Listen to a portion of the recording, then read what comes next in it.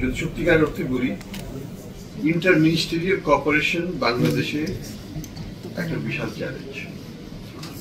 একটা প্রতিষ্ঠান অনেক তাড়াতাড়ি করতে পারে, কিন্তু যখনই 4-5টা প্রতিষ্ঠান হবে তখন এটা ব্যুরোক্রেটিক বেড়াজাল অনেক রকমের করে যায়, যে কারণে আমরা কিছু আইনগত পরিবর্তনও করতে চাচ্ছি। কারণ এগুলো না করলে এই পরস্পরের প্রতি আঙ্গুলি নির্দেশনে চলবে, কাজ হবে না, এটা আমরা বুঝি। তো আমরা চেষ্টা করছি যে ব্যুরোক্রেটিক এই বেড়াজালটাকে কিভাবে কমিয়ে এনে আমাদের কাজটাকে এগিয়ে দিতে। তো সমস্যা আছে, এটা অস্বীকার করবো না, সমস্যা আছে, সমাধানের চেষ্টা হচ্ছে। It's a very difficult challenging thing. বিদেশিদের কাছ থেকে আমরা যথেষ্ট সহায়তা পাচ্ছি। আমরা যদি নিজেদের কাজটা আরো একটু ভালো করতে পারতাম তাহলে আরো স্টেপ আপ করতে পারতাম। আমরা যে রেজাল্ট পাইনি তা নয়, টাকা ফেরত আসার ঘটনা আমরা সবসময় বলেছি যে 3-4-5 বছর লাগবে, এটা নিয়ে কোনো ইফ অ্যান্ড বাট থাকার কথা নয়। কাজে কোনো এক্সপেকটেশন টাকা কেন আসছে না, এটা ভুল, এবং এটা আমি বলবো যে বিবেচনা প্রসূত নয়। তো এই কনটেক্সটে আমাদের যেটা হচ্ছে যে আমি কি বলেছিলাম, লন্ডন থেকে ফিরে আসার পরে আমি বলেছিলাম 6 মাসের মধ্যে আমরা কিছু অ্যাসেট ফ্রিজ দেখতে চাই।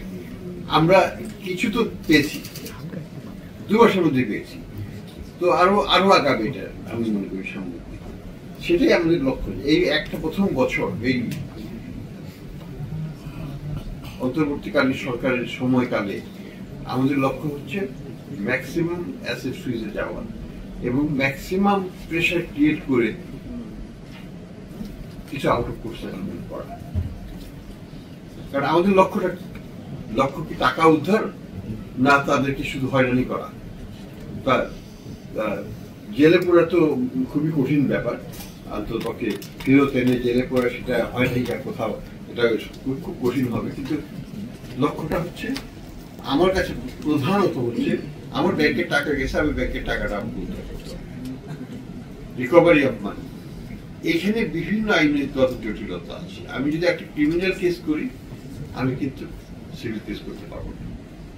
এটা আমাকে ভাবতে হবে আগেই, কার বিরুদ্ধে আমি ক্রিমিনাল কেস করবো, কার বিরুদ্ধে আমি সিভিল কেস করবো, এটাকে একেবারে আলাদা রাখবো।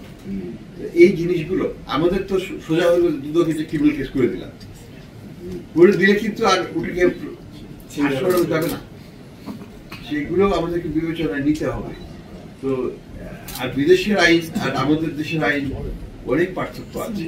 ওইখানে কিন্তু এভিডেন্স যদি ঠিক মতো কালেক্টেড না হয়, সেপারেশন যদি ডিকনফ্লিক্টিং বলা হয়, যে এই কেসের সাথে ওই কেস সাংঘর্ষিক হয়ে গেছে, যদি বলে কেস ইজ ডান ফিনিশড, আরেক পাওয়া গেল। কাজেই আমাদেরকে ওই আন্তর্জাতিক মানটা বজায় রেখেই এভিডেন্স গুলোকে আলাদা সেপারেশন রাখতে হবে, কালেক্ট করতে হবে। এগুলো আমাদের জন্য সম্পূর্ণ নতুন। কাজে আমি বলবো যে আমরা চেষ্টা করছি সর্বত্র। অ্যাসেট রিকভারি আমারও কাজ না, এটা সেন্ট্রাল ব্যাংকের দায়িত্ব নয়। আসলে আমরা নিয়েছি এটাকে এক্সিলেক্ট করার জন্য, আমরা নিয়েছি যে এখানে অন্য জায়গায় হাতে হয়তো গতিশীলতা এতখানিও পেত না, আমরা সেটা যাতে আমরা আরো আগে দ্রুত করতে পারি, সেই জন্য আমরা এই দায়িত্বটা নিয়েছি। দায়িত্ব আমাদের নয়। তো আমরা চেষ্টা করবো সবাইকে নিয়েই এটা করতে। কারণ আমরা তো কোর্টে কেস ফাইল করবো, কেস তো ফাইল করবে দুদক, কেস তো ফাইল করবে সিআইডি, আমরা তো করবো। তারা যদি এভিডেন্স কালেক্ট করতে না পারে, সেটা সেই দায়িত্ব তো আমরা যতখানি সম্ভব তাদেরকে দিয়ে দেব। হ্যাঁ, এখানে আমি বলবো যে হ্যাঁ, আমাদেরও এভিডেন্স কালেকশন যতখানি জোরদার করা সম্ভব আমরা করছি। অনেক এভিডেন্স আমরা পেয়েছি, সবগুলো হয়তো একসাথে করা হয়নি।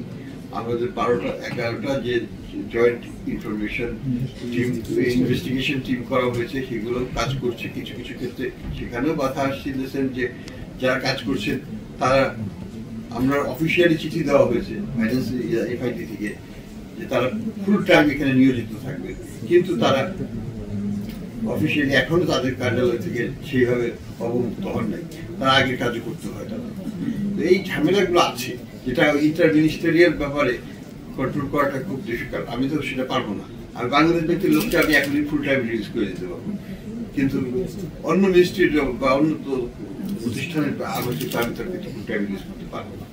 তো এই জিনিসগুলো আছে, inter ministerial coordination is always challenging, সব দেশেই, আমাদের দেশে তো বটে। এই কাজটা একটা রিলে রেসের কাজ, আপনারা রেজাল্ট চাচ্ছেন। রিলে রেসের ফার্স্ট পার্ট হলো BA5, এরপরে আমরা LEA কে দেই, এরপরে কোর্ট প্রসিডিউর। সো এটা রিলে রেসের পার্টে আমরা যেটা করেছি যে আমরা ইনস্ট্যান্ট অল্প সময়ের মধ্যে যেসব এভিডেন্স কালেক্ট করতে পেরেছি এইটা রিপোর্ট দিয়েছি। এটা ডাজন্ট মিন যে আমাদের এটা এন্ড গেম, আমরা ফার্দার ডিপ ডাউন করছি। যখনই যে তথ্য পাচ্ছি আমরা, যেহেতু এখন জির টিম এখানে বসছে, তাদেরকে আমরা সরবরাহ করছি। কেউ যদি এরকম কমপ্লেইন দেয় যে আমরা কোঅপারেশন করছি না, তাহলে আমাদেরকে জানেন, আমরা সেভাবে ব্যবস্থা নেব। নিশ্চয়ই আমাদের এই ডিপ ডাউনটা চলবে, এটা এন্ড গেম না। যতক্ষণ পর্যন্ত আমরা একেবারে সর্বশেষ মানি ট্রেইলের বিষয়টা আবিষ্কার করতে সক্ষম না হবো, ততক্ষণ পর্যন্ত আমাদের এই চেষ্টাটা চলবে। সো এটা আপনারা যদি বলেন যে একটা টাইমের মধ্যে আমি এটা করে শেষ করবো, এটা সম্ভব না, এটা চলতে থাকবে। Thank you.